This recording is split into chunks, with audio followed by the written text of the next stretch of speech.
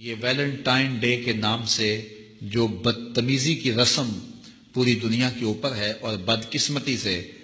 وہاں تو اتنا اس کا زور شور نہیں ہوتا ان ممالک میں جتنا پاکستان اور دیگر اسلامی ممالک میں ہوتا ہے، اور یہاں وہ پھول دے کر کے کسی کو اپنی محبت کا اظہار کرتے ہیں۔ مومن کے تو خمیر میں محبت رکھی گئی ہے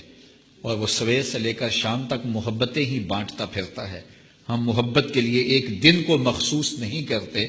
ہمارا ہر لمحہ پیار بانٹنے والا ہوتا ہے، اور وہ محبت نہیں ہے جو غیر محارم کے ساتھ ہوتی ہے، وہ بے حیائی اور شہوت کا ایک روپ ہوتا ہے۔ محبت کی سب سے زیادہ مستحق تو ماں ہے، محبت کی سب سے زیادہ مستحق تو یہ پاک باز ہستی ہے اس دنیاوی رشتوں میں، اور پھر باپ ہے تمہارا، اور تمہارے اعزاء و اقربا ہیں، تمہارے بچے ہیں، اور ہم سویر سے لے کر شام تک محبت ہی بانٹتے رہتے ہیں۔ پتہ نہیں لوگ ایک پھول سے اپنی محبت کا اظہار کرتے ہیں۔ سویرے مزدور مزدوری پہ جاتا ہے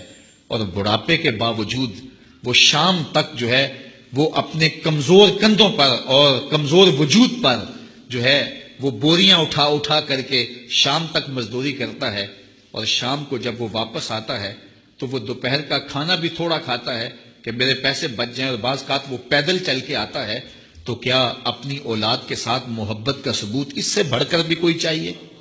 تو یہ تو محبت ہی ہے، اسلام تو محبت دیتا ہے، لیکن یہ ویلنٹائن ڈے کے نام سے بدتمیزی اور بھیا باختگی کا ایک پروگرام ہے۔ مسلمانوں کو ایسی رسمیں، اگرچہ ایسی رسموں کے نقصانات نہ بھی ہوں جو مغرب سے آتی ہیں یا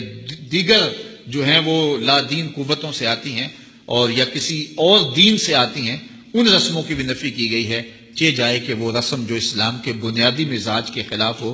ہر دین کی کوئی پہچان ہوتی ہے، اسلام کی پہچان حیا ہے، اور اگر آپ مجھے پوچھیں کہ اسلام کا دوسرا نام کیا ہے تو میں کہوں گا اسلام کا دوسرا نام دین حیا ہے۔ تو ہمیں تو اس کا سبق دیا گیا ہے، تو ہمیں اپنے بچوں کو بھی اور اپنے ملنے والوں کو بھی سختی سے، نفرت کے ساتھ اس کی نفی کرنی چاہیے، اور ہمیں محبت کا جو فروغ ہے حقیقی اور پوری زندگی پر محیط اور پھیلا ہوا ہے اس کا اظہار کرنا چاہیے۔